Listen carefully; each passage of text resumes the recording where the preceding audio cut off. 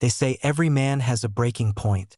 Mine came the moment another man slid his hand under my wife's skirt and told me to walk away, as if she were his property. 10 minutes later, he couldn't stand, he couldn't speak, and his kingdom of arrogance began to burn that it should have been ordinary. Just lunch. My wife, Anna, had finally agreed to meet me near her office, a tiny cafe tucked between glass towers. She'd been buried in late nights, corporate grind, she called it, though I could see something heavier dragging her down. When she walked in, the sunlight caught her hair, and she smiled, soft but exhausted. For 20 minutes, we laughed like we used to. She teased my crooked tie. I held her hand across the table. For the first time in weeks, it felt like we could breathe. And then he arrived. Marcus Hale, her boss, the kind of man who strutted like the world owed him applause. Expensive watch, rehearsed smirk, eyes that looked at people like they were already owned. His gaze never touched me, only her. Anna froze, her fork trembling.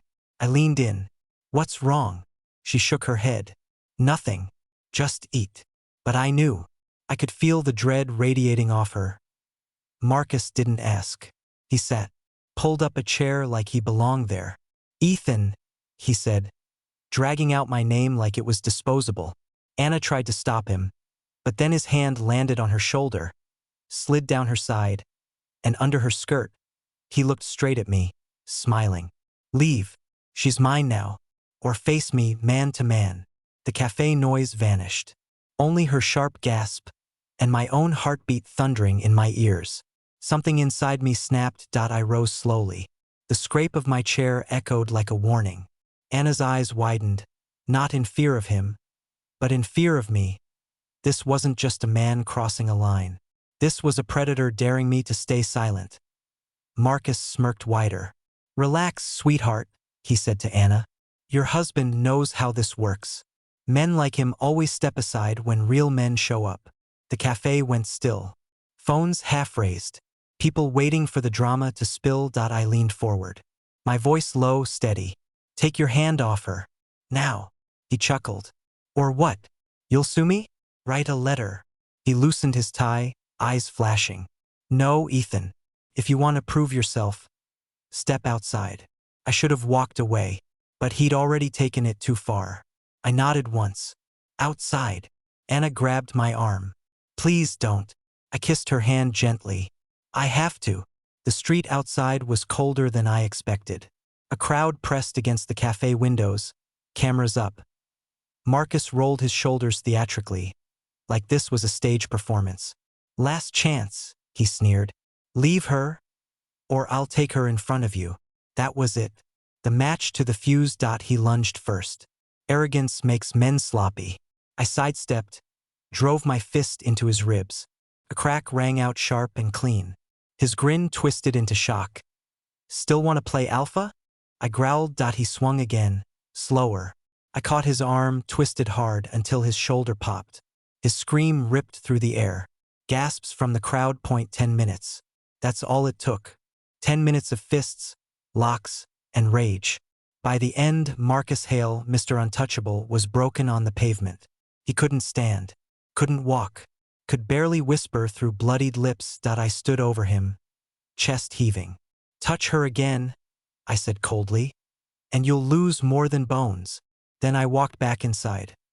The cops came quick. Marcus lay curled on the pavement, moaning.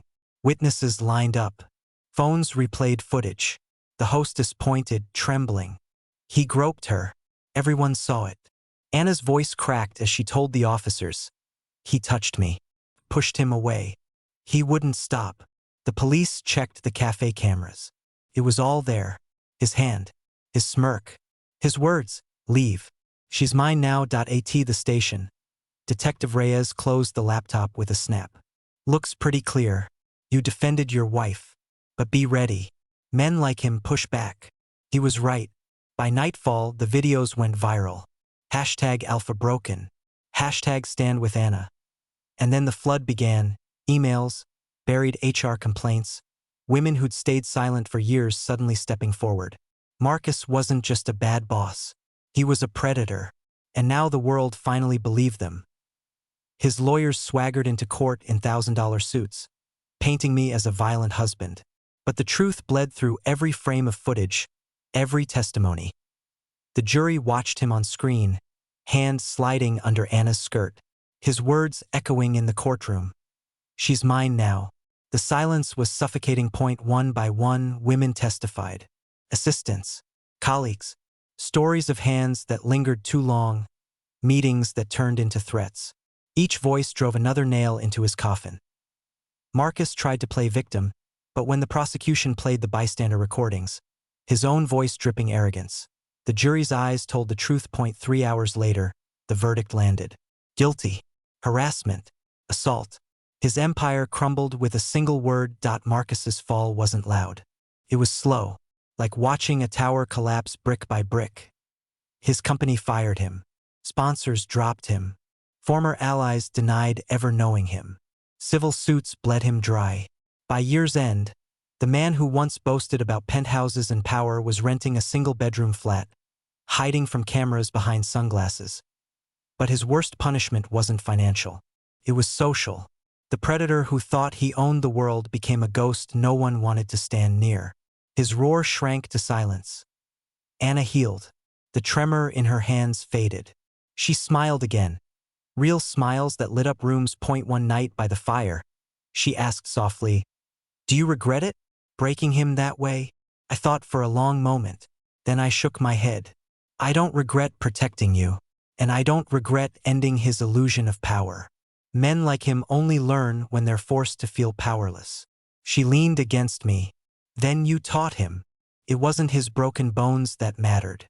It was the broken cycle, the end of his reign." Marcus Hale once told me, "She's mine now, but the truth? She was never his, and the only thing he truly owned was ruin." So tell me, was what I did justice, or just revenge? Drop your verdict below.